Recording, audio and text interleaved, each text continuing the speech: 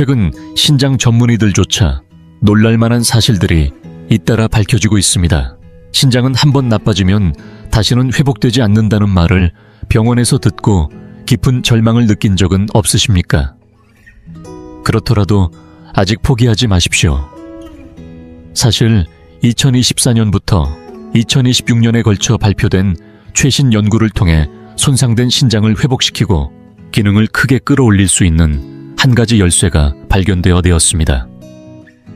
그 열쇠는 디아미노산이라 불리는 성분과 마트에서 쉽게 살 수 있는 검은 식재료의 조합입니다.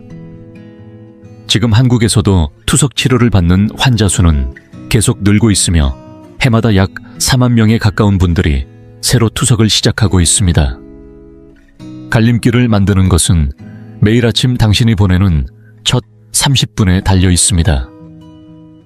이번에는 약에 기대지 않고 집 주방에 있는 것만으로 신장 기능을 되살리는 가장 강력한 검은 아침 식사 습관을 근거에 기반해 끝까지 설명하겠습니다. 중요한 건강 정보를 제대로 전하기 위해 의학적 근거와 구체적인 절차를 일부러 빼지 않고 완전한 내용으로 시간을 들여 차근차근 안내합니다.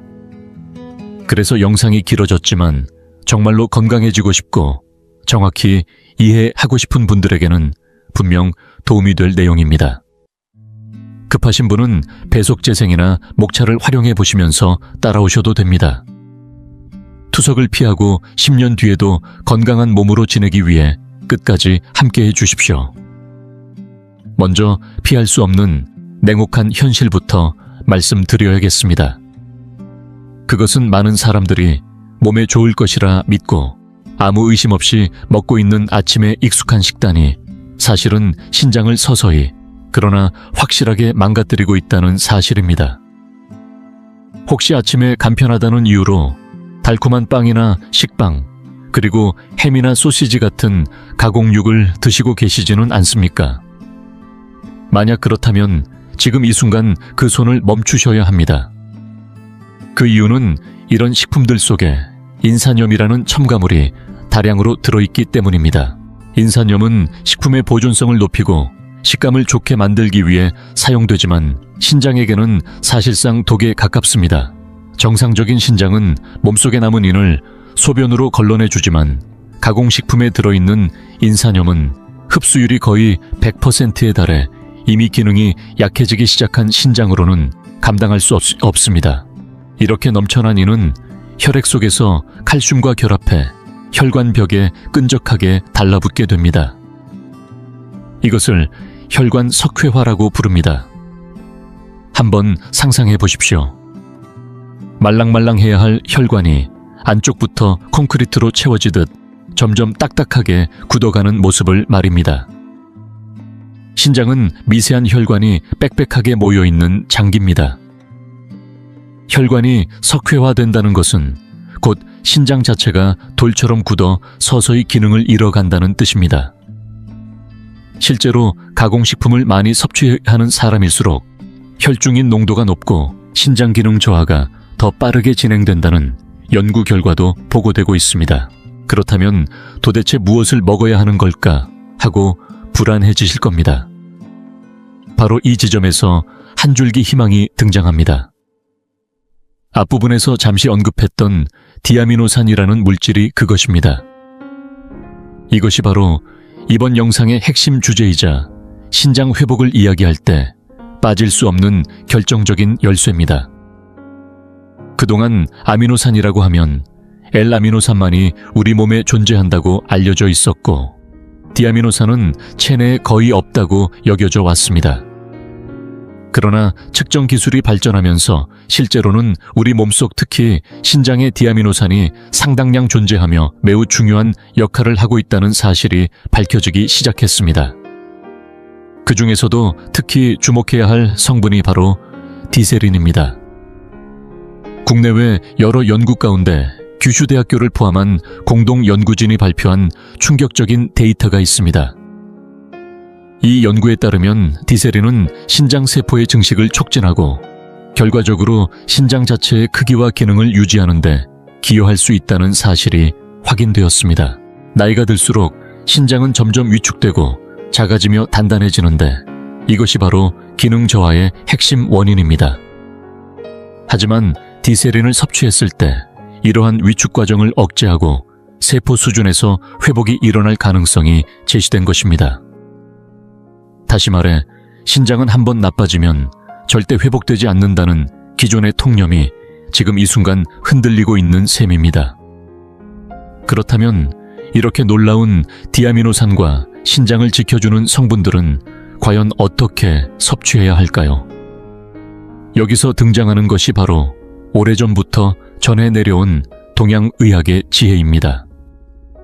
동양의학에는 오색 이론이라는 개념이 있으며 그 중에서도 신장에는 검은색 식재료가 좋다고 수천 년 전부터 전해져 내려왔습니다. 검은콩, 검은가에 김, 목이버섯 같은 식재료들이 그 예입니다. 옛사람들은 현미경도 정밀한 분석 장비도 없던 시절이었지만 경험을 통해 검은 음식이 신장을 살린다는 사실을 알고 있었던 것입니다. 그리고 이제 현대 과학이 그 지혜를 따라잡았습니다. 검은 식재료의 풍부한 색소 성분인 안토시아닌은 강력한 항산화 작용을 통해 신장을 산화 스트레스로부터 보호하는 것으로 밝혀졌습니다. 더 나아가 발효와 숙성을 거친 검은 식품에는 앞서 이야기한 디아미노산이 풍부하게 들어있다는 사실도 확인되었습니다.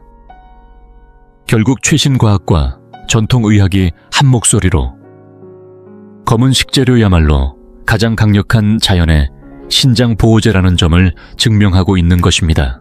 이제부터는 앞서 말씀드린 이론을 실제 삶 속에서 바로 실천할 수 있도록 구체적인 아침 루틴을 하나씩 풀어드리겠습니다.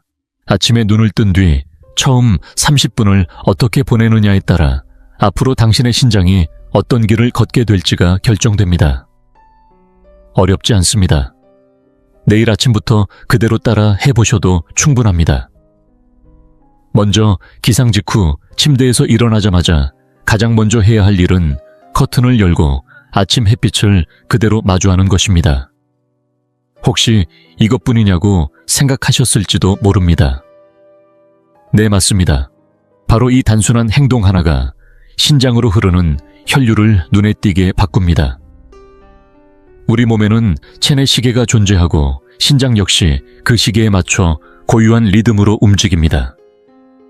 국내 생리학 연구기관들의 연구에 따르면 신장의 혈류와 여과 기능은 하루의 빛과 어둠에 맞춰 조절되는 생체 리듬에 의해 엄격하게 관리됩니다. 아침 햇빛을 받는 순간 잠들어 있던 체내 시계가 리셋되면서 오늘도 노폐물을 걸러내야 한다는 신호가 신장에 전달됩니다. 반대로 어두운 방 안에서 멍하니 시간을 보내면 자율신경이 흐트러지고 신장으로 가는 혈류는 충분히 열리지 않은 채 하루가 시작되고 맙니다. 창문을 열고 단 몇 초만이라도 빛과 신선한 공기를 들인 뒤 깊게 숨을 들이마시고 내쉬어 보십시오. 이것만으로도 신장을 지켜주는 자율신경의 균형이 바로잡히기 시작합니다. 다음은 기상 후 약 5분이 지났을 때의 물 섭취입니다. 이 시간대에 많은 분들이 흔히 저지르는 실수가 있습니다. 밤새 땀을 흘렸으니 혈액이 끈적해졌을 거라 생각하고 차가운 물을 한꺼번에 들이켜는 것입니다. 하지만 차가운 물이 갑자기 들어오면 혈관이 급격히 수축하고 혈압이 순식간에 치솟게 됩니다. 신장은 압력 변화에 특히 약한 장기입니다. 아침에 발생하는 이 급격한 혈압 상승은 신장의 여과 장치에 가장 큰 부담을 주는 요인 가운데 하나입니다. 그렇다면 무엇을 마셔야 할까요? 정답은 상온의 물 혹은 청과 비슷한 미지근한 물을 한 컵 천천히 마시는 것입니다. 여기에 여유가 있다면 신장을 깨우는 작은 보너스를 더해보십시오. 레몬즙을 약간 떨어뜨리거나 숙성된 흑초 음료를 희석해 마시는 것이 좋습니다. 레몬에 들어있는 구연산과 흑초의 유기산 성분은 대사를 돕고 몸속에 쌓인 노폐물 배출을 촉진합니다. 특히 흑초에는 앞서 설명한 디아미노산 계열 성분이 풍부해 빈속의 위장과 장을 통해 신장 재생의 신호를 빠르게 전달하는 데 도움이 됩니다. 이것이 하루를 여는 가장 이상적인 출발선입니다. 기상 후 약 15분이 지나면 화장실에 가서 배설과 관찰을 함께 해보십시오. 소변은 신장이 보내는 가장 솔직한 메시지입니다. 물을 내리기 전에 잠시 색과 상태를 살펴보는 습관을 들이시기 바랍니다. 색이 지나치게 진하다면 수분이 부족하다는 신호이며 이는 곧 신장으로 가는 혈류가 충분하지 않다는 뜻일 수 있습니다. 또 맥주 거품처럼 쉽게 사라지지 않는 거품이 많이 보인다면 단백질이 소변으로 빠져나오고 있을 가능성도 있습니다. 이는 신장의 여과막이 약해졌다는 경고 신호입니다. 매일 아침 이런 작은 변화를 확인하다 보면 어제 염분을 많이 섭취했는지 피로가 쌓였는지를 스스로 느낄 수 있게 됩니다. 바로 이 자각이 투석이라는 최악의 상황을 피하기 위한 첫 번째 방어선입니다. 그리고 마침내 기상 후 30분 아침 식사의 시간입니다. 이제 빵과 햄으로 이루어진 익숙한 조합과는 작별할 때입니다. 대신 신장을 회복시키는 방향으로 설계된 검은 아침 식단으로 천천히 옮겨가 보십시오. 모든 것을 한 번에 바꿀 필요는 없습니다. 오늘은 한 가지만 바꾸고 내일은 또 한 가지를 더하는 식으로 충분합니다. 중요한 것은 이 30분이 그날 하루의 신장 상태를 결정짓는 가장 중요한 기초라는 사실을 기억하는 것입니다. 그렇다면 이른바 검은 아침 식단이란 무엇을 어떻게 먹어야 하는 걸까요? 아마도 막연하게 느껴지실 겁니다. 그래서 여기서는 누구나 동네 마트에서 쉽게 구할 수 있으면서도 신장 기능을 눈에 띄게 끌어올리는 데 도움을 줄 수 있는 핵심적인 검은 식재료 5가지를 엄선했습니다. 이 가운데 일부만 아침 식사에 더해도 크레아틴인 수치와 같은 지표의 개선을 기대할 수 있습니다. 지금부터도 하나씩 왜 이 식재료들이 특별한지 차분히 풀어드리겠습니다. 가장 먼저 소개할 첫 번째 검은 식재료는 바로 흑초입니다. 앞서 잠깐 언급했지만 흑초는 단순히 시큼한 조미료가 아닙니다. 오히려 자연이 만들어낸 신장 회복 보조제라고 불러도 지나치지 않은 액체입니다. 일반적인 식초는 비교적 짧은 기간 안에 발효가 끝나지만 흑초는 항아리 안에서 최소 1년 이상 길게는 3년이 넘는 시간을 들여 천천히 발효되고 숙성됩니다. 이 긴 시간 동안 단백질은 잘게 분해되고 그 과정에서 방대한 양의 아미노산이 생성됩니다. 특히 이 가운데에는 신장세포의 회복과 증식에 관여하는 디아미노산이 풍부하게 포함되어 있습니다. 실제로 숙성 기간이 충분한 흑초를 분석한 자료를 보면 일반적인 식초에 비해 디아미노산 함량이 수십 배에 달한다는 결과도 보고된 바 있습니다. 여기에 더해 흑초에는 혈액의 흐름을 부드럽게 돕는 성분과 혈압을 안정시키는 작용 역시 확인되고 있습니다. 잘 아시다시피 고혈압은 신장 기능을 가장 빠르게 악화시키는 요인 가운데 하나입니다. 그런 점에서 흑초는 혈압 관리와 신장세포 보호를 동시에 노릴 수 있는 말 그대로 2가지 이점을 한 번에 챙길 수 있는 식재료입니다. 섭취 방법은 매우 간단합니다. 아침에 상온의 물이나 탄산수에 흑초를 한 큰술 정도 희석해 천천히 마시면 됩니다. 신맛이 부담스럽게 느껴진다면 나토에 살짝 섞어 먹거나 국을 끓일 때 몇 방울 떨어뜨리는 방식도 좋습니다. 중요한 것은 매일 조금씩이라도 꾸준히 섭취하는 것입니다. 이 작은 습관 하나가 신장을 회복적으로 방향 전환시키는 출발점이 될 수 있습니다. 두 번째로 소개할 가장 강력한 검은 식재료는 바로 검은 콩과 검은 콩으로 만든 나토입니다. 많은 분들이 검은 콩을 떠올리면 설날 상차림이나 명절 음식부터 생각하시겠지만 사실 이 식재료는 신장을 위해 매일 식탁에 올려야 할 대표적인 슈퍼푸드에 가깝습니다. 검은 콩의 껍질에 짙게 깔린 검은색에는 안토시아닌이라는 폴리페놀 성분이 고농도로 응축되어 있습니다. 이 안토시아닌은 혈관이 녹슬듯 손상되는 과정을 막아주는 매우 강력한 항산화 작용을 합니다. 신장은 수없이 많은 미세혈관으로 이루어진 장기이기 때문에 혈관이 조금씩 손상되기 시작하면 그 영향이 그대로 기능 저하로 이어집니다. 그런 의미에서 검은 콩을 꾸준히 먹는다는 것은 신장 속 혈관에 녹을 하나하나 닦아주는 것과 다르지 않습니다. 여기에 더해 검은 콩에는 이소플라본 성분도 풍부하게 들어있어 혈액의 흐름을 부드럽게 만들어주는데 도움을 줍니다.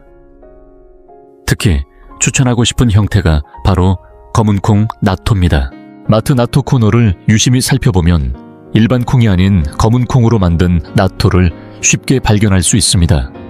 이 조합이 특별한 이유는 나토균이 만들어내는 혈액순환 개선 효과와 검은 콩 안토시아닌의 항산화 작용을 동시에 얻을 수 있기 때문입니다.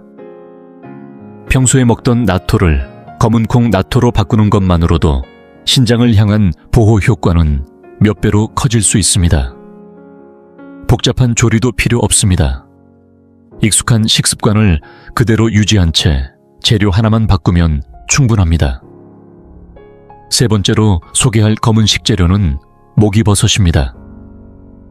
혹시 중식 요리의 곁들이 재료 정도로만 생각하고 계셨다면 지금부터 인식을 바꿀 필요가 있습니다. 전통 식이요법의 세계에서 목이버섯은 먹는 혈액이라 불릴 만큼 영양 밀도가 높은 식재료로 알려져 왔습니다. 특히 눈여겨봐야 할 점은 비타민 D 함량입니다.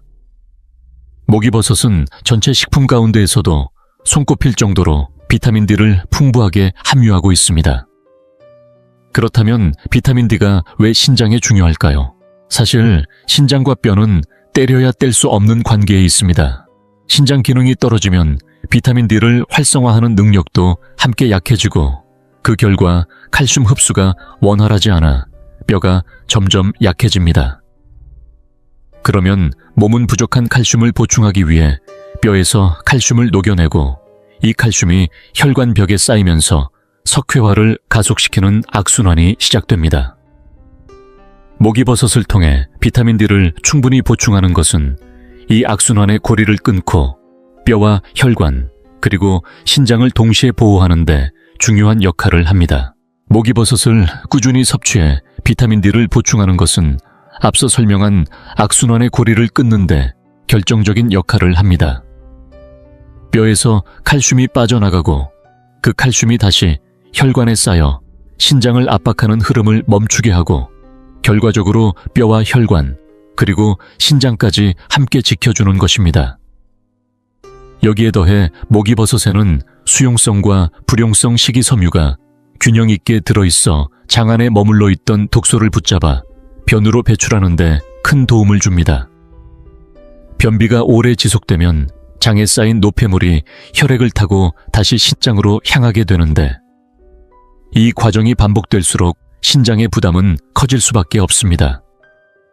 그런 점에서 목이버섯은 장을 깨끗하게 정리해 신장을 보호하는 숨은 조력자라고 할 수 있습니다. 목이버섯은 말린 형태로 보관하면 오랫동안 두고 먹을 수 있다는 장점도 있습니다. 물에 불려 부드럽게 만든 뒤 된장국이나 국물 요리에 넣거나 채소와 함께 볶아 아침 반찬으로 곁들여 보십시오. 평소 식단에 자연스럽게 더하기만 해도 충분합니다. 이제 네 번째로 소개할 가장 강력한 검은 식재료는 김과 다시마 미역 같은 해조류입니다. 이들은 바다에서 얻은 미네랄의 보고라 불릴 만큼 신체 균형을 잡아주는 성분이 풍부합니다. 특히 주목해야 할 것은 알긴산을 비롯한 수용성 식이섬유입니다. 이 성분들은 음식과 함께 들어온 과도한 나트륨을 붙잡아 몸 밖으로 배출하는 역할을 합니다. 한국인의 신장 질환을 악화시키는 큰 원인 가운데 하나가 바로 염분 섭취가 많다는 점입니다. 염분이 늘어나면 혈압이 오르고 그 압력이 고스란히 신장에 전달됩니다. 식사에 김이나 미역을 함께 곁들이는 것만으로도 체내 염분 균형을 조절해 신장의 부담을 눈에 띄게 줄일 수 있습니다. 또한 해조류에는 요오드와 비타민 B군이 풍부해 혈액을 만드는 과정을 돕는 작용도 있습니다. 신장 기능이 약해질수록 빈혈이 동반되는 경우가 많은데, 이런 점에서 해조류는 예방과 관리 양쪽에서 모두 의미가 있습니다. 아침 식사에 구운 김 한 장을 더하거나 미역이나 다시마를 미리 조리해 반찬으로 준비해 두는 것만으로도 충분한 신장 관리가 됩니다. 칼륨 섭취를 조절해야 하는 분이라면 데쳐서 물에 헹구는 방식으로 조리해 부담을 줄이는 것도 좋습니다. 마지막으로 소개할 5번째 검은 식재료는 흑마늘입니다. 흑마늘은 일반 마늘을 고온 다습한 환경에서 오랜 시간 숙성시켜 만든 식품으로 말린 과일처럼 부드럽고 은은한 단맛이 특징입니다. 이 숙성 과정에서 매운 향은 거의 사라지고 대신 S알릴시스테인이라는 성분이 크게 늘어납니다. 이 성분은 강력한 항산화 작용을 통해 신장에 생긴 염증 반응을 완화하는 데 도움을 준다는 연구 보고도 이어지고 있습니다. 또한 흑마늘은 혈관을 이완시키는 작용을 도와 혈류를 개선하는 데도 기여합니다. 신장은 매우 가느다란 혈관들이 촘촘히 모여있는 장기이기 때문에 혈류가 원활하지 않으면 산소와 영양 공급이 제대로 이루어지지 않습니다. 흑마늘을 통해 혈액의 흐름을 개선해 주는 것은 신장의 구석구석까지 회복의 재료를 전달하는 과정과 같습니다. 하루에 1~2쪽만 섭취해도 충분한 효과를 기대할 수 있으며 껍질만 벗기면 바로 먹을 수 있다는 간편함도 큰 장점입니다. 바쁜 아침 영양제를 챙기듯 흑마늘 한 조각을 입에 넣는 습관이라면 오래도록 무리 없이 이어갈 수 있을 것입니다. 지금까지 신장을 지키는 데 핵심이 되는 5가지 검은 식재료를 함께 살펴보았습니다. 디아미노산의 보고라 할 수 있는 흑초 혈관의 녹을 씻어내는 검은 콩과 검은 콩 나토뼈와 혈관을 동시에 보호하는 목이버섯 과도한 염분을 몸 밖으로 내보내는 해조류, 그리고 강력한 항산화 힘을 지닌 흑마늘까지입니다. 이제 이 모든 장점을 하나로 묶어 신장내과 의사들도 고개를 끄덕일 만한 궁극의 검은 아침 식단을 제안해 드리겠습니다. 구성은 생각보다 단순합니다. 주식은 흰쌀밥에 검은깨나 잡곡을 섞어 지은 밥으로 준비합니다. 여기에 반찬으로는 검은콩 나토에 흑초를 한 숟가락 섞어 곁들입니다. 국물 요리는 목이버섯과 두부를 넣은 된장국이 좋습니다. 입맛을 돋우는 곁들임으로는 구운 김을 한 장 더해보십시오. 식사를 마친 뒤에는 디저트처럼 흑마늘 한쪽을 천천히 씹어 드셔도 좋습니다. 이 모든 재료는 동네 마트에서 어렵지 않게 구할 수 있지만 신장을 회복 방향으로 이끄는 성분만큼은 한상 가득 담겨 있습니다. 물론 매일 이 모든 것을 완벽하게 갖출 필요는 없습니다. 오늘은 나토의 흑초를 조금 섞어보는 것만으로도 충분합니다. 내일은 된장국에 목이버섯을 한 줌 더해보셔도 좋습니다. 이렇게 작은 선택들이 쌓여 1년 뒤, 5년 뒤의 신장을 지켜주는 든든한 울타리가 됩니다. 어떠셨습니까? 신장은 한번 망가지면 끝이라는 오래된 생각에 묶여 불안한 하루를 보내는 시간은 이제 내려놓아도 됩니다. 최신 연구들은 우리 몸이 여전히 스스로를 회복하려는 힘을 가지고 있다는 사실을 차분히 보여주고 있습니다. 그리고 그 힘은 먼 미래에나 등장할 특별한 약이 아니라 지금 당신의 주방 한켠에 놓인 검은 식재료 속에 숨어 있습니다. 해마다 투석 환자가 4만 명 가까이 늘어난다는 사실은 분명 두려운 이야기입니다. 하지만 오늘 이 영상을 통해 그 길을 피할 수 있는 지식이라는 무기를 이미 손에 쥐셨습니다. 내일 아침 커튼을 열고 깊게 숨을 들이마시는 것부터 시작해 보십시오. 마트에 들르게 된다면 무심코 지나치던 검은 식재료 앞에서 잠시 발걸음을 멈춰 보셔도 좋습니다.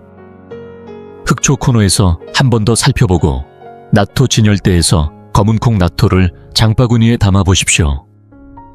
이런 작은 행동 하나하나가 당신의 신장을 그리고 앞으로의 삶을 조금씩 더 밝은 방향으로 이끌어줄 것입니다. 이미 실천하고 있는 신장에 좋은 습관이나 먹어보니 유난히 잘 맞았던 검은 식재료가 있다면 댓글로 나눠주세요. 당신의 경험이 같은 고민을 가진 누군가에게는 큰 희망이 될 수 있습니다. 이 채널에서는 앞으로도 최신 과학적 근거와 전통의 지혜를 함께 담아 몸에 진짜 도움이 되는 건강 이야기를 계속 전해드릴 예정입니다. 10년 뒤에도 병원 침대 위가 아니라 자신의 두 발로 걷고 사람들은 내가 혼자 죽는 것이 두려웠다고 생각하지만 전혀 그렇지 않았다. 내가 두려웠던 것은 아직 살아있는 동안 사람들이 나를 어떻게 다루려 할지에 대한 것이었고 그 둘은 분명히 다르다. 당신이 내 또래이거나 사랑하는 누군가가 그렇기 때문에 이 이야기를 보고 있다면 더 나아가기 전에 그 차이를 꼭 이해해 주길 바란다. 지금부터 내가 하려는 모든 말은 그 이해 위에 서 있기 때문이다. 내 이름은 김정자이며 나는 91살이다.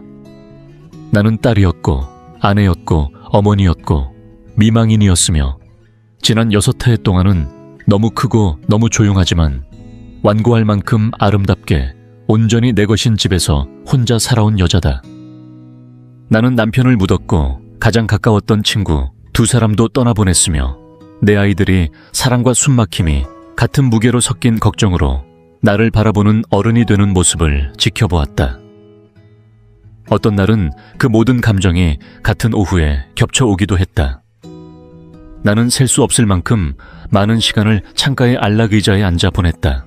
초록색으로 남편이 늘 무엇과도 어울리지 않는다고 말하던 그 의자에서 나는 늙음이 관리의 대상이 되어버린 세상에서 나이가 든다는 것이 과연 무엇을 의미하는지 곱씹어 왔다. 나는 바로 그 이야기를 당신과 나누고 싶다.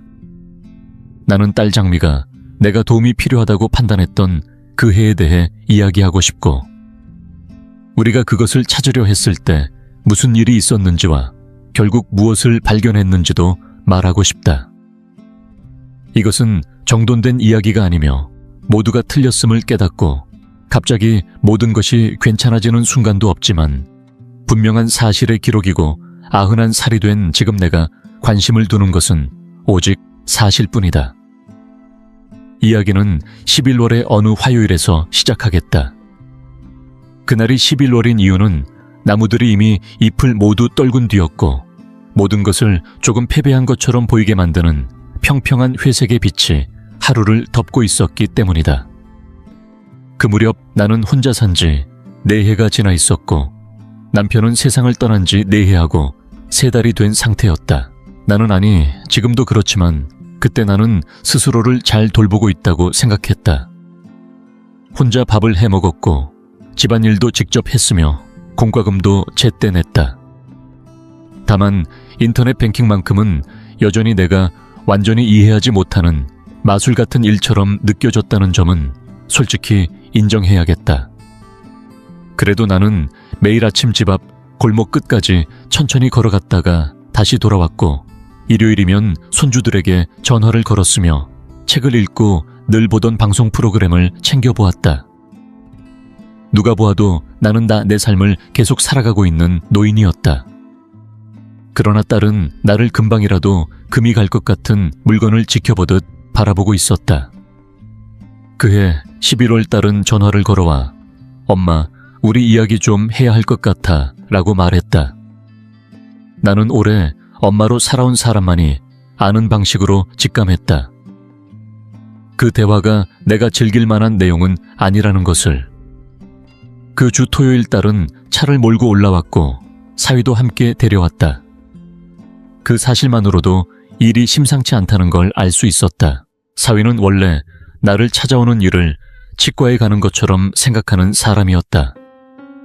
필요하긴 하지만 딱히 자원해서 가고 싶지는 않은 일 말이다. 그는 나쁜 사람이 아니다. 다만 90을 훌쩍 넘긴 노인과 마주 앉아 나눌 말이 대략 40분쯤 지나면 바닥난다는 사실을 굳이 숨기지 않을 뿐이다. 나는 그 솔직함을 오히려 존중해왔다. 그는 부엌 식탁에 앉아 커피를 마시며 말을 시작하는 역할을 딸에게 맡겼다. 둘 다 현명한 선택이었다. 딸은 말했다. 엄마, 우리가 좀 생각을 해봤어.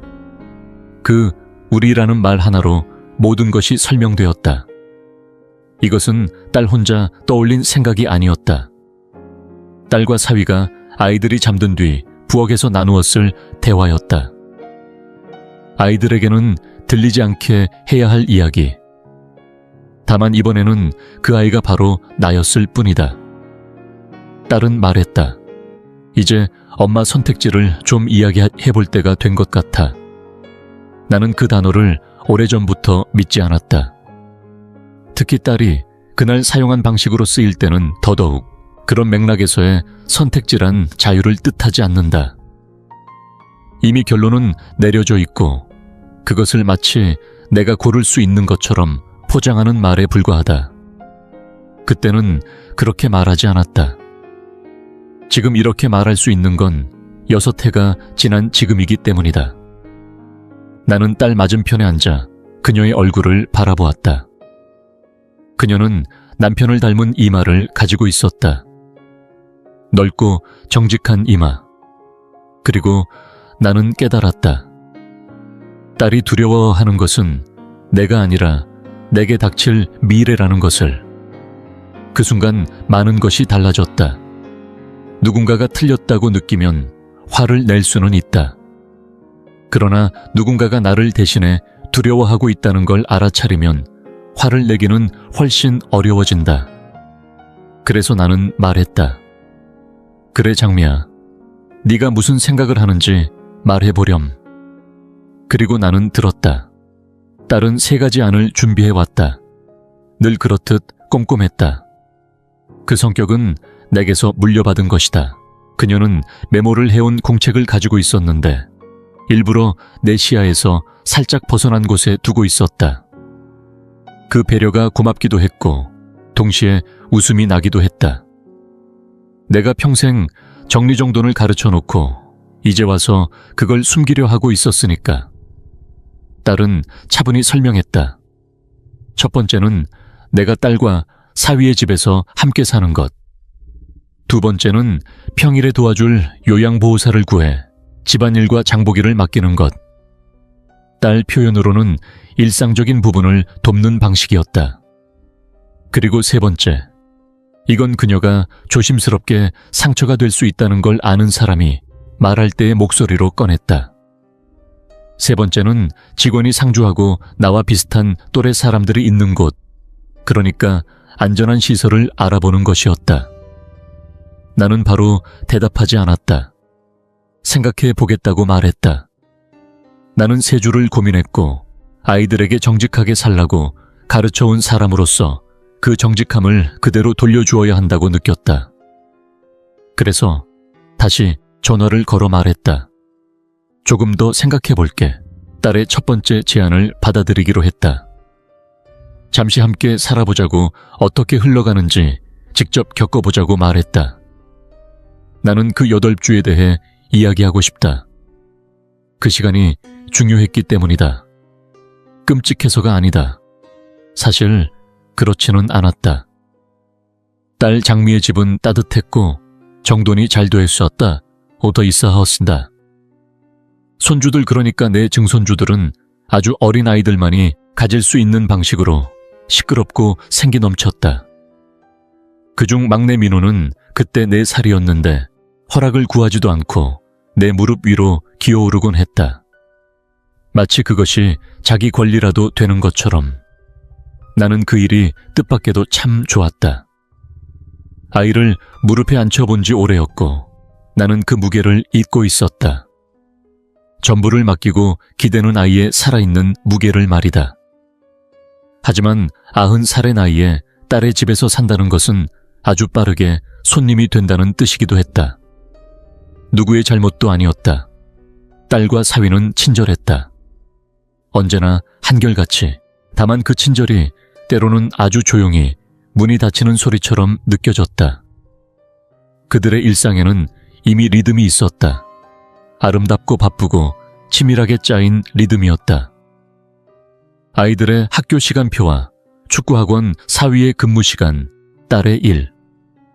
딸은 컴퓨터 관련 일을 한다고 설명했지만 나는 아직도 정확히 무엇인지는 잘 모른다. 다만 수입이 안정적이라는 것만은 알고 있다.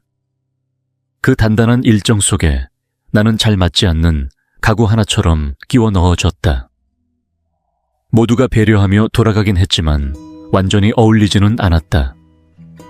저녁 식사는 6시였다. 내가 원해서가 아니었다. 나는 평생 6시에 저녁을 먹어본 적이 거의 없다. 남편과 나는 늘 늦게 먹었다. 7시 반, 가끔은 8시 텔레비전 뉴스 소리를 작게 틀어놓고. 하지만 아이들은 6시에 먹어야 했고 함께 먹는 편이 여러모로 수월했다. 그래서 나는 6시에 앉아 밥을 먹었고 웃으며 고마워했다. 나는 늘 그렇듯 새벽 5시에 눈을 떴고 다른 사람들을 깨우지 않으려고 어두운 손님방에서 그대로 누워 있었다.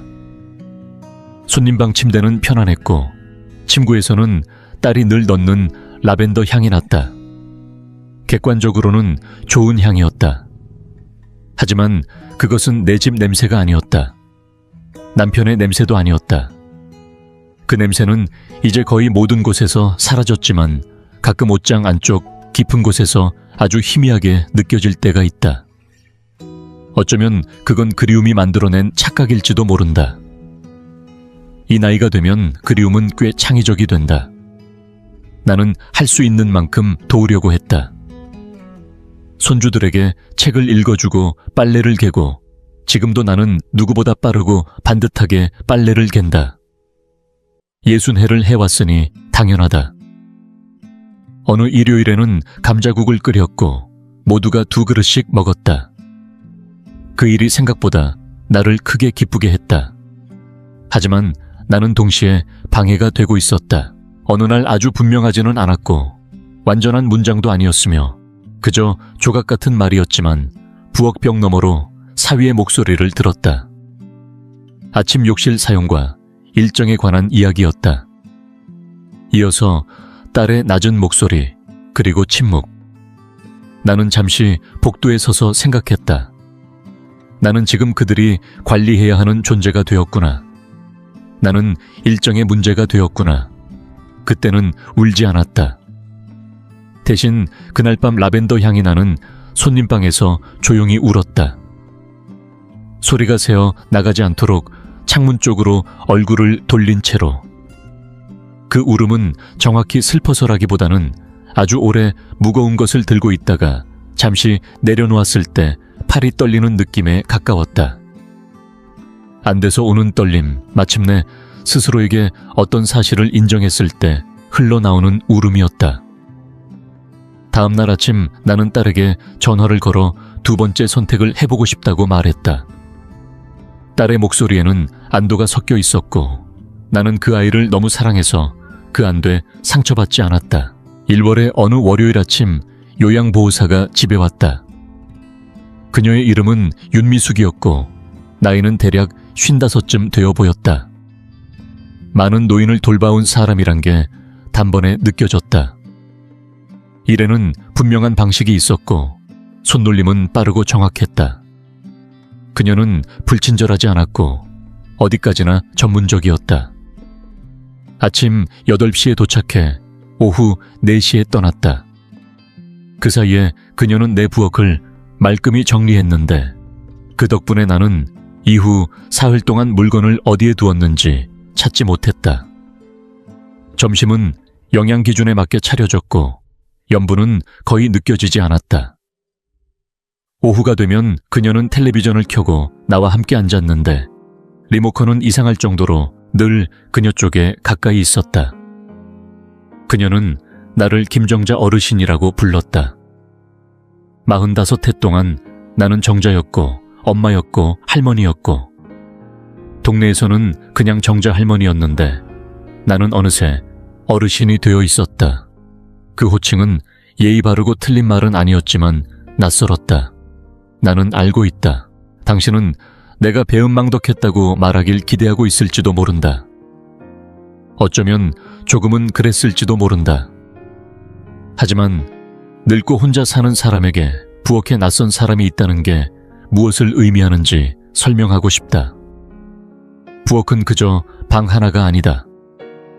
내 인생에서 중요한 일 대부분이 그곳에서 일어났다.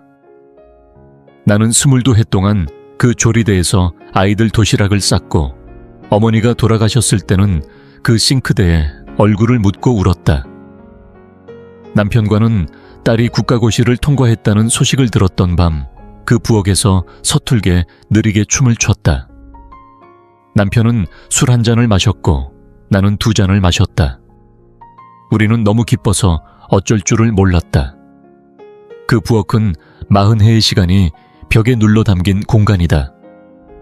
그런 곳에 아무리 선의로 왔다 해도 요양보호사의 존재는 마치 예배가 아직 끝나지 않은 교회 안을 조심스레 지나가는 사람처럼 느껴졌다. 공손하지만 어딘가 어긋난 느낌. 그리고 돈 이야기를 해야겠다. 아직 하지 않았지만 그것은 분명 현실이었고 중요했다. 남편은 나에게 아주 궁핍하지는 않은 삶을 남겼지만 넉넉하다고 말할 정도는 아니었다. 연금은 소박했고 요양보호사 센터 비용은 내가 예상했던 것보다 매달 훨씬 컸다. 딸은 도와주겠다고 했고 나는 3달 동안 그 도움을 받았다. 그러다 어느 저녁 나는 식탁에 앉아 숫자를 제대로 들여다보았다. 예전에 가계부를 보던 방식 그대로. 남편이 교사였고 아이가 넷이었던 시절 빠듯하지 않았던 해는 거의 없었다. 나는 생각했다. 이건 지속될 수 없다. 이렇게 가다가는 딸에게 경제적인 짐이 되고 만다. 나는 95해를 사는 동안 단 한 번도 누군가의 짐이 되고 싶었던 적이 없다.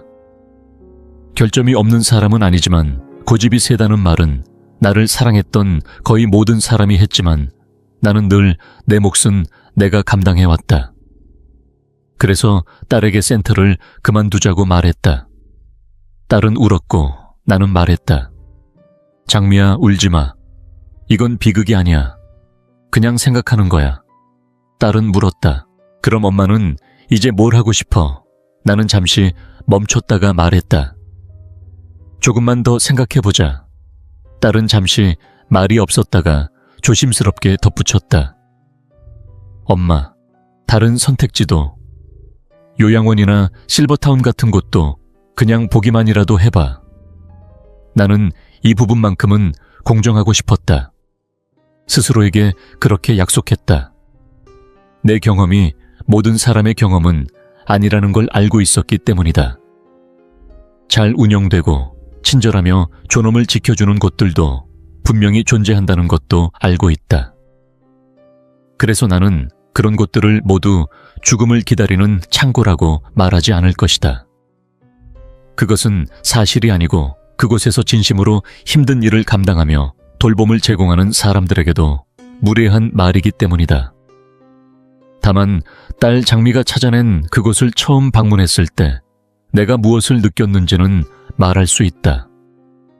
그곳은 밝았고 색감은 경쾌했으며 공용 공간 한가운데에는 아무도 연주하지 않는 피아노가 놓여 있었다. 정원은 깔끔하게 손질되어 있었고 직원들은 나를 만난 지 5분도 되지 않아 어머님이라고 불렀다. 나는 그 호칭이 유난히 귀에 남았다. 그들은 마당을 내려다보는 창이 있는 일, 인실로 나를 안내했고 욕실에는 손잡이가 달려 있었으며 벽에는 오늘 날짜와 일정이 적힌 판이 걸려 있었다. 그날의 일정은 이랬다. 오전 9시 스트레칭 오전, 10시 만들기 활동, 12시 점심 오후, 2시 영화 오후, 4시 친목 시간. 나는 그 방에 서서 생각했다. 나는 1935년 이후로 줄곧 내 결정을 스스로 내려왔다. 공황을 겪었고 전쟁을 겪었으며 마음에 들었던 대통령 4명과 그렇지 않았던 대통령 6명을 지나왔다. 그리고 10년이 넘는 세월 동안 나는 하루도 빠짐없이 내 삶의 방향을 직접 정해왔다. 그런데 이제 밝은 얼굴의 젊은 직원이 클립보드를 들고 와서 오후 2시에는 영화를 보고 오후 4시에는 사람들과 어울리라고 말하는 것이다. 나는 평생 단 한 번도 일정표에 맞춰 사교를 해본 적이 없다. 나는 미소를 지으며 말했다. 참 좋네요. 그리고 아주 공손한 질문 몇 가지를 덧붙였다. 집으로 돌아오는 길 딸의 차 안에서 나는 창밖을 바라보며 생각했다. 아직은 아니다. 나는 나를 나로 만드는 것을 내려놓을 준비가 되어 있지 않다. 나를 나로 만드는 것은 오후 2시에 내가 무엇을 할지 스스로 결정할 수 있는 권리다. 95살에 인생이 가져간 모든 것들, 남편 체력 손에 안정감 하나둘 떠나가다. 결국 한 손으로도 셀 수 있게 된 친구들 이후에 남은 것. 그 권리는 사치가 아니라 마지막으로 남은 필수적인 것이다. 나는 그것을 클립보드에 넘길 준비가 되어 있지 않았다. 나는 딸에게 말했다. 아직은 아니야. 언젠가는 모르겠지만 지금은 아니야. 딸은 걱정이 섞인 침묵을 지켰다. 하지만 그 걱정 아래에는 내 안에 아직 남아있는 버팀과 고집을 확인했다는 안도도 함께 있었을 것이다. 딸은 평생 내 고집을 들어왔다. 그것이 그녀를 지치게 했을 때도, 그 때문에 우리가 다퉜을 때도 믿어도 된다. 우리는 서로를 몹시 사랑하지만 가끔은 같은 공간에 있기 힘든 그런 두 여자다. 그리고 어쩌면 딸은 내가 더 이상 버티지 않는 모습을 보았다면 훨씬 더 두려웠을지도 모른다. 그렇게 해서 우리는 다시 제자리로 돌아왔다. 딸의 집도 아니고 요양보호사도 아니며 오후 2시에 영화가 정해진 시설도 아닌 상태. 나와 너무 큰 내 집과 창가의 방석과 모두의 노력에도 불구하고 아직 해결되지 않은 문제만이 남아있었다. 그 다음에 일어난 일은 계획된 것이 아니었다는 점을 분명히 말하고 싶다. 나는 어떤 생각을 해둔 것도 아니었고 전략을 세운 것도 아니었으며 영리하게 움직인 것도 아니었다. 그저 그날 나는 지쳐 있었고 외로웠고 우편함을 확인하러 집 밖으로 나왔을 뿐이었다. 이 말이 작게 들릴지도 모르겠지만 95살이 되면 어떤 날에는 집 밖으로 나가 우편물을 받는 일조차 하나의 사건이 된다. 내 우편함 옆에는 옆집 우편함이 있었는데 그 집은 2년 동안 비어있다가 15월에 갑자기 새 사람들이 들어왔다. 그날 나는 그 집 앞에서 아직 제대로 인사도 나누지 못한 젊은 여성을 보았다. 그녀는 유모차와 장바구니를 동시에 붙잡고 있었고 한 아이는 바로 그 순간을 골라 인도 위에 주저앉아 꼼짝도 하지 않겠다고 버티고 있었다. 그녀의 얼굴에는 하루 종일 모든 것을 겨우 붙잡고 살아온 사람들이 짓는 표정이 떠 있었다. 한 손이 더 필요할 때의 표정. 나는 그 얼굴을 안다. 나는 15해 동안 아이를 키우며 일하고 집을 굴리며 그 표정을 하고 살았다. 뼛속까지 아는 얼굴이다. 나는 말했다. 제가 뭐라도 좀 들까요?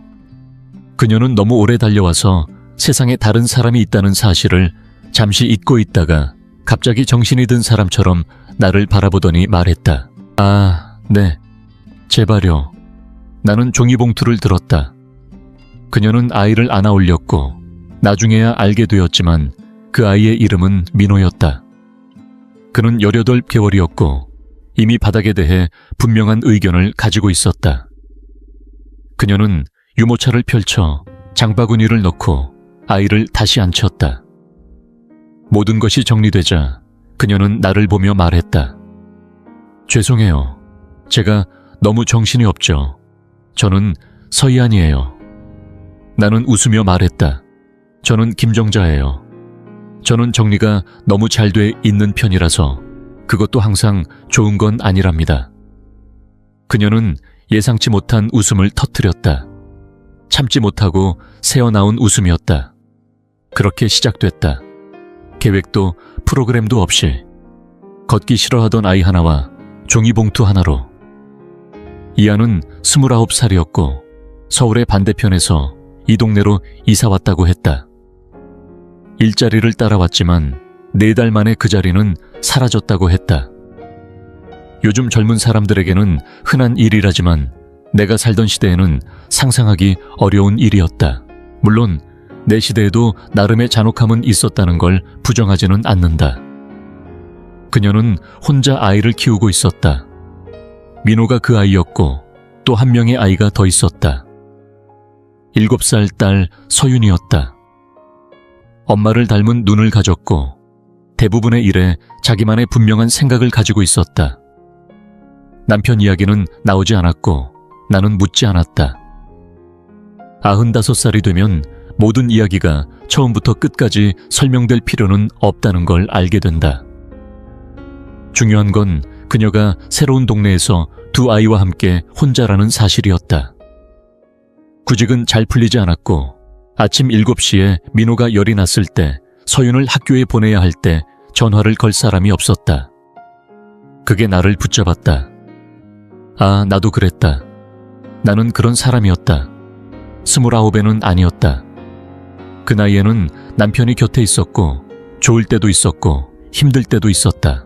하지만 남편이 세상을 떠난 뒤 아이들은 각자의 삶으로 1시간 거리 너머에 살게 되었고 전화기는 마치 무대 소품처럼 느껴졌으며 아침의 정적은 이가 시릴 만큼 깊었다. 나는 그 외로움의 모양을 안다. 나는 그것을 그녀 안에서 알아보았다. 마치 한때 쓰던 언어를 다시 들었을 때처럼 우리는 아주 작은 일부터 시작했다. 이하는 아침이면 내 문을 두드리곤 했다. 어떤 날에는 서윤이가 8시 15분까지 학교에 가야 했고 민호는 열이 나 있었다. 1시간만 나와 함께 있어 줄 수 있겠느냐고 아이를 맡겨도 되겠느냐고 묻는 날들이었다. 물론이라고 물론이지 하고 나는 대답했다. 민호는 얌전한 아이가 아니었다. 앞서 말했듯 그는 분명한 의견을 가지고 있었다. 무엇을 먹을지, 무엇을 만질지, 무엇이 어디에 있어야 하는지에 대한 의견들. 그중 몇몇은 솔직히 말해 몸에 위험할 정도였다. 하지만 그는 따뜻했고 호기심이 많았다. 그는 내가 찬장 안에 보관해두는 파란 그릇, 남편 어머니의 그릇들, 한 번도 쓰지 않는 그 그릇들이 들어있는 유리문의 얼굴 전체를 바짝 붙이고 숨을 내쉬곤 했다. 그러면 유리에 김이 서렸고 그는 그 흐릿한 자기 얼굴을 세상에서 가장 흥미로운 것처럼 바라보았다. 나는 그 모습이 견딜 수 없을 만큼 사랑스러웠다. 지금도 그렇다. 서윤은 7살이었다. 나는 늘 7살이라는 나이가 과소평가된다고 생각해왔다. 7살 아이들은 진짜 대화를 나눌 만큼 충분히 크면서도 아직 나이든 여자를 부끄러워하지 않고 흥미롭게 여길 만큼 충분히 어리다. 서윤은 내가 저녁을 준비하는 동안 내 부엌 식탁에 앉아 숙제를 했다. 그 저녁은 다른 사람의 일정에 맞출 필요가 없어 다시 먹기 시작한 나의 늦은 저녁이었다. 서윤은 7살 아이들 특유의 방식으로 무엇이 적절한 질문인지 따지지 않고 물어보았다. 왜 내 손이 떨리는지, 내가 전쟁 때 살아있었는지, 옛날 사람들은 정말로 흑백으로 세상을 봤는지. 그 질문을 통해 나는 그녀가 오래된 사진들을 보고 그럴듯하지만 틀린 결론을 내렸다는 걸 알 수 있었다. 어느 날 그녀는 아주 진지하게 물었다. 할머니는 죽는 게 무서워요. 나는 말했다. 조금은. 하지만 대부분은 9시쯤 되면 너무 피곤해. 그 말에 그녀는 의자에서 떨어질 뻔할 정도로 웃었다. 나는 여러 해 동안 7살 아이를 그렇게 웃긴 적이 없었다는 걸 그제야 깨달았다. 그리고 내가 그 일을 얼마나 그리워했는지도. 이하는 차츰 나를 보러 오기 시작했다. 장미가 하던 방식이 아니었다. 클립보드도 선택지라는 말도 걱정의 무게도 없었다.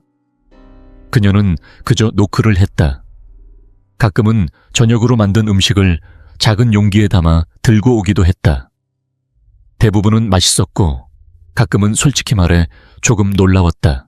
한동안은 샥슈카라는 음식에 빠져 있었는데 나는 아직도 그 음식에 대해 복잡한 감정을 가지고 있다. 그녀는 내가 차를 끓이는 동안 부엌에 앉아 이야기를 했다. 정말로 이야기를. 사람들이 모든 침묵마다 휴대전화를 들여다보기 전 예전 사람들이 하던 방식으로. 멀리 사는 병든 어머니 이야기, 잘 풀리지 않는 구직 이야기, 민호의 아버지에 대한 이야기까지 조각조각. 자기 연민 없이 그렇다고 괜히 괜찮은 척하지도 않은 채 그녀는 두려워하고 있었다. 아이들에게 충분한 사람이 아닐까봐, 돈이 오래 버텨주지 않을까봐, 이 동네로 온 선택이 틀렸을까봐, 그리고 아직은 그 답을 알 수 없다는 사실을 두려워하고 있었다.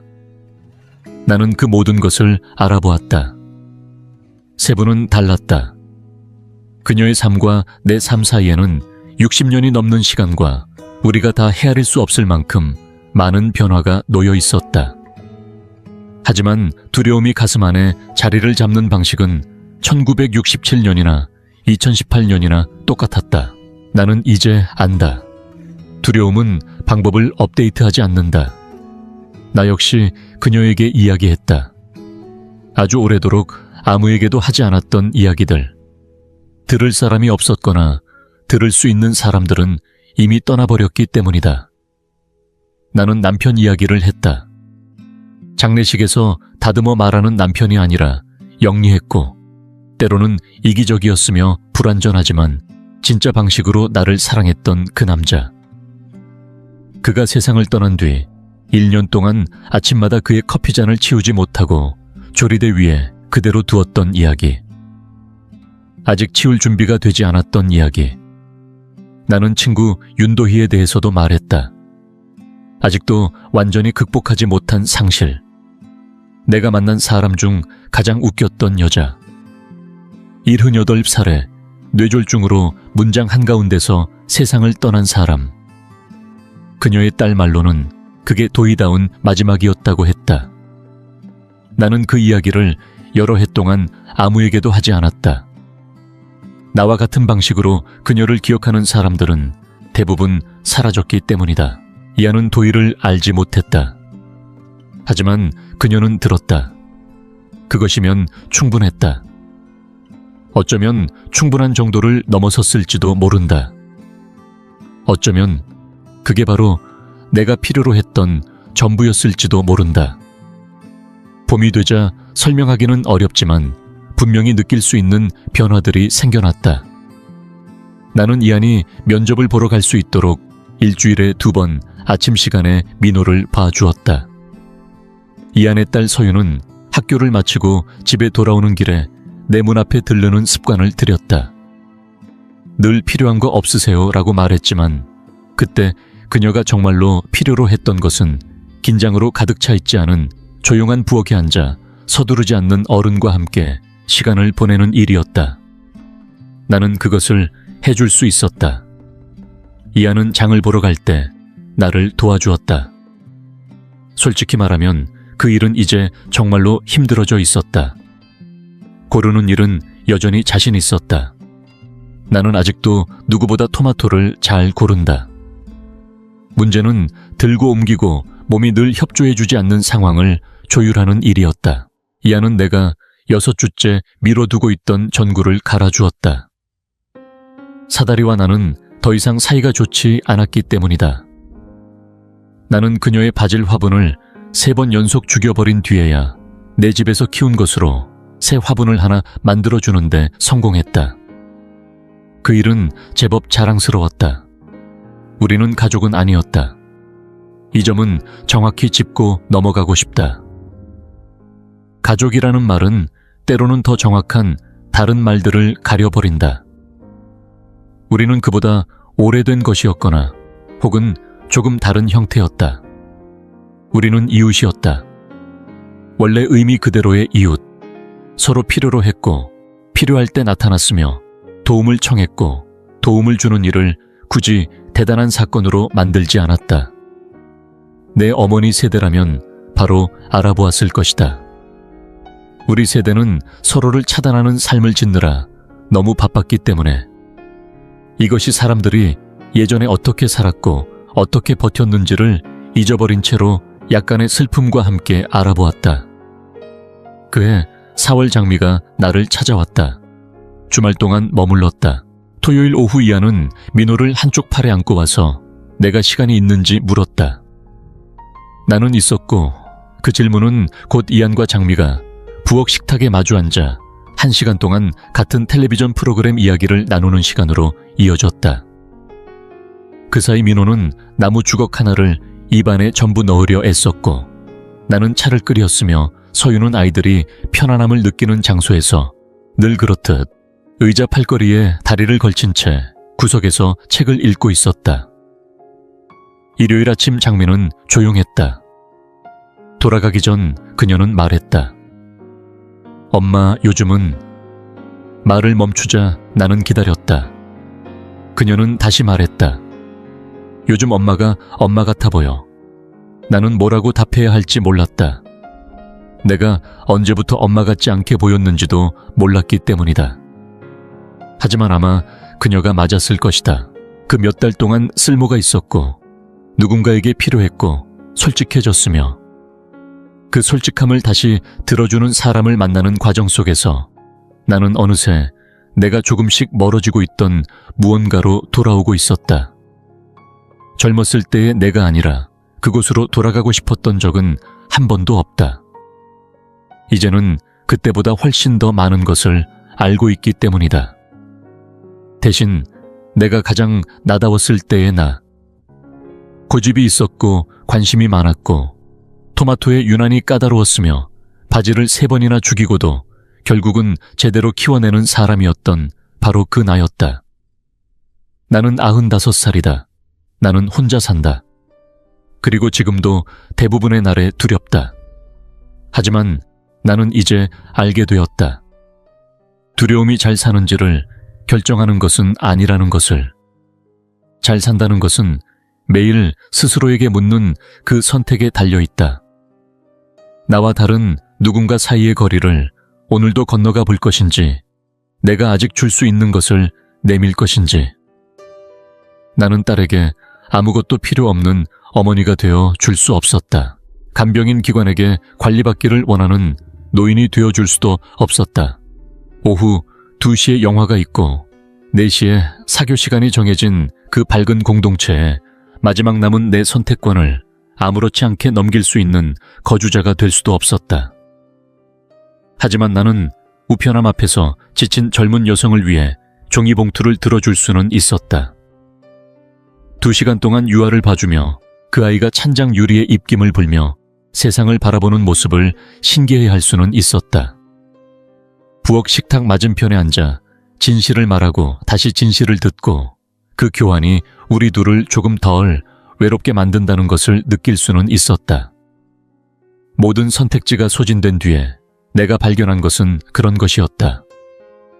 해답이라기보다는 우리가 이것들을 해결책이라 부르기 전부터 이미 존재하던 것.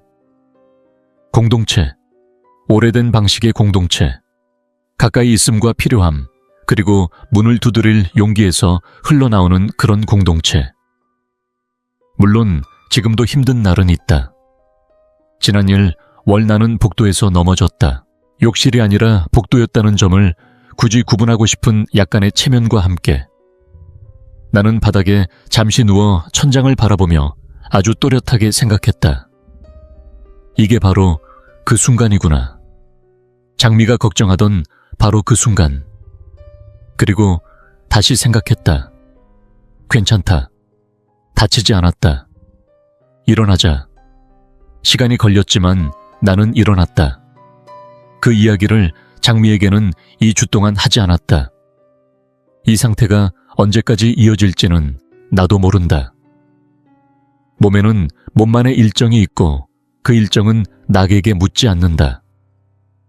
언젠가 아침에 눈을 떴을 때 발판과 내가 더 심각한 불화를 겪게 될 수도 있고 혹은 더 돌이킬 수 없는 어떤 일이 생길 수도 있다.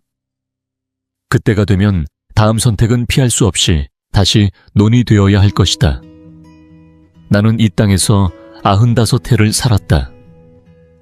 이야기들이 어떻게 끝나는지 모른 척할 생각은 없다.